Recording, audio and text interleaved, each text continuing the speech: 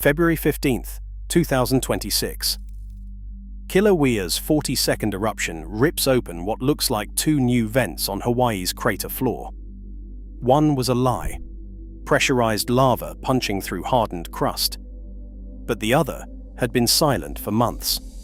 The plume hit 35,000 feet. Commercial airspace shut down. 42 eruptions in 14 months, a frequency record no one wanted. And the real question isn't what just happened, but what changed beneath the surface. The eruption on February the 15th didn't begin with a clean, gaping wound in the crater floor. Instead, the first sign was a small, isolated opening near the north vent, an opening that looked, at first glance, like a new vent, but quickly drew skepticism from field teams. Hawaiian Volcano Observatory scientists labeled it a hornito, not a true vent. In plain terms, a hornito forms when pressurized lava and volcanic gases, trapped just beneath a hardened surface, find a weak spot and burst through. The result is a mound or spatter cone, built by lava forced up through a crack in the crust, but not connected to a deep conduit. It's a pressure valve, not a pipeline. Thermal cameras and drone surveys captured tiny overflows oozing from this spot early in the episode. These overflows, brief and contained, revealed that molten rock was already lurking just below the surface, separated from the air by only a thin skin of cooled lava. When enough pressure built up, the crust fractured and allowed a spatter of lava to escape, evidence that the system was primed and volatile. HVO field notes described this process as a pressure skin breach, where the surface gives way not because of a new magma channel, but because the existing reservoir is under so much stress that even minor weaknesses fail. This distinction matters. A true vent signals a new pathway for magma, a structural change in the volcano's plumbing. A hornito, however, is a symptom of intense, shallow pressurization, a warning that the system is restless just beneath the surface. The presence of a false vent means the volcano isn't stabilizing, it's tightening, storing more energy, and becoming less predictable. The question isn't if another episode will follow, but what new danger it will bring. For those living nearby, the only certainty is the need to prepare. The County of Hawaii offers a free disaster preparedness toolkit with checklists, evacuation routes, and tips for protecting your home from ash and gas. In a cycle that shows no sign of calming, readiness is the only defense. Beneath the surface, a larger opening on February 15th became the center of debate, a feature that refuses a simple explanation. Some HVO scientists point to a sudden collapse along the crater wall, a mechanical failure that could have split the north vent into a temporary fork. Seismic records from that afternoon show a sharp tilt spike, the kind that follows when part of the crater rim gives way. This collapse fork theory fits with ground-level sensors that registered a rapid shift in wind direction, as if the vent's geometry had changed in an instant. But there's a second, more unsettling possibility. 5 months earlier, during episode 32, an intermediate vent erupted near the center of the crater. That vent left behind a unique gas signature, elevated sulfur dioxide to carbon dioxide ratios, evidence of a separate magma pathway. After a single day, it fell silent. Now, with no clear seismic or gas evidence marking the exact moment of the new opening, some experts suspect that the intermediate conduit has reawakened. If true, this would mean Kilauea's plumbing is shifting beneath our feet, reorganizing after months of quiet. The significance of renewed vent activity after such a long pause cannot be overstated. It suggests a system under stress, where even dormant pathways can reactivate without warning. HVO's own notes admit the case remains open, lacking definitive proof for either scenario. What's clear is that the volcano is not settling into a safe routine. It's growing harder to predict, and each unexplained opening adds to the uncertainty.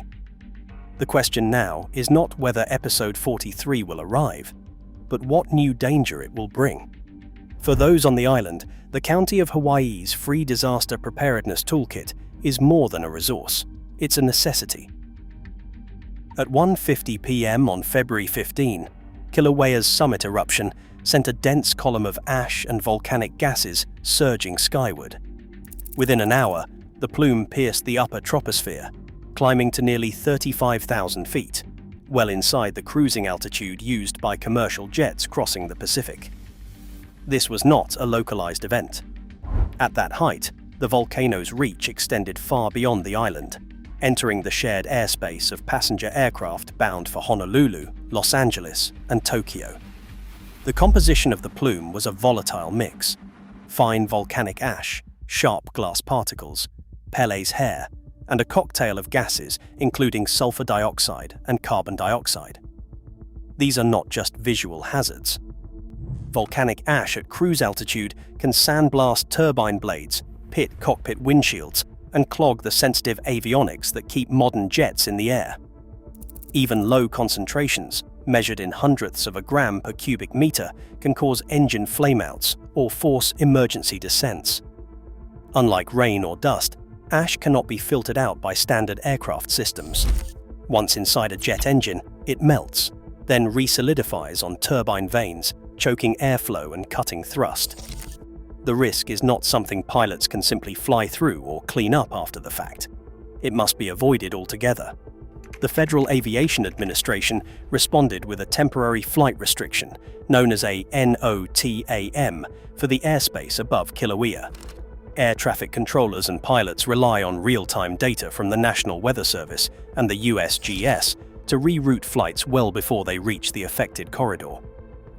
In this case, the main body of the plume drifted southwest into the sparsely populated Ka'u Desert, sparing flight paths and communities alike by a matter of wind direction.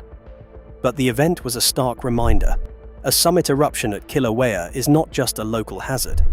It transforms the volcano into a threat for anyone traveling at 35,000 feet, anywhere downwind of Hawaii.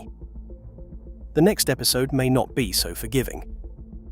On January the 24th, 2026, park rangers scrambled to evacuate Hawaii Volcanoes National Park as episode 41 sent rock-sized fragments raining down on trails and overlooks.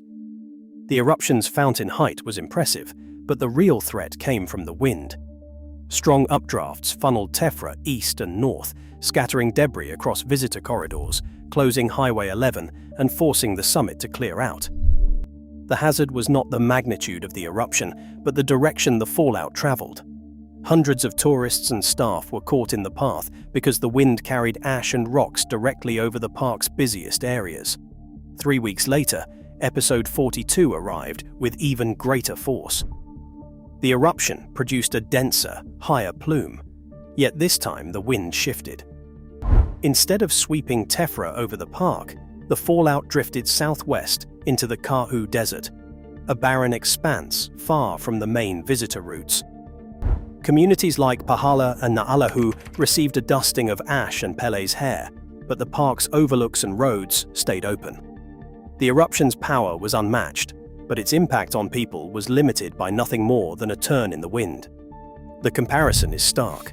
A smaller, weaker episode forced mass evacuation and road closures, while the largest event to date passed with little disruption simply because the wind spared the park. This is not a story of improved warning systems or flawless emergency planning. It is a reminder that volcanic risk on Kilauea is governed by chance as much as by science. The line between disaster and near miss can be as thin as a shift in air currents.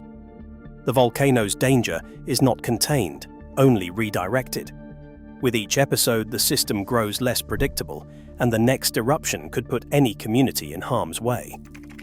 The County of Hawaii's free disaster preparedness toolkit remains essential for residents and visitors alike.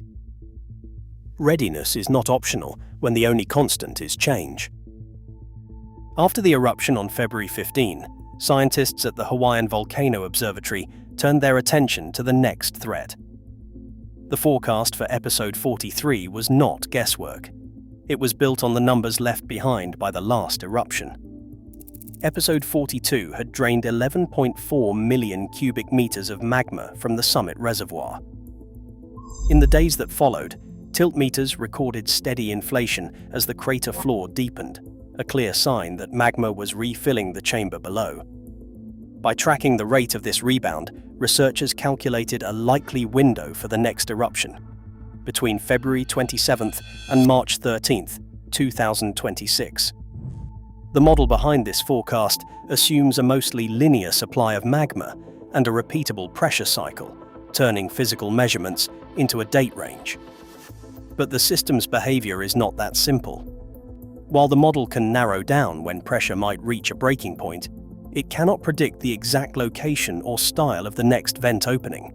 Sudden collapses, unexpected breaches, or reactivated conduits can still catch even the best monitoring off guard. HVO's role is to forecast, not to solve every unknown. The science can tell us when the volcano is likely to erupt again, but not what form that eruption will take. The only certainty is the need for readiness. The County of Hawaii continues to offer a free disaster preparedness toolkit, helping residents and visitors prepare for whatever episode 43 may bring. 42 eruptive episodes in just 14 months, Kilauea has never cycled this fast. The volcano's summit is not settling into a single stable vent. Instead, each new eruption forges fresh pathways, sometimes splitting vents or reactivating old conduits that had gone silent for months. The south vent, once a secondary outlet, now holds the fountain height record, a sign that the system beneath the crater is reorganizing, not calming.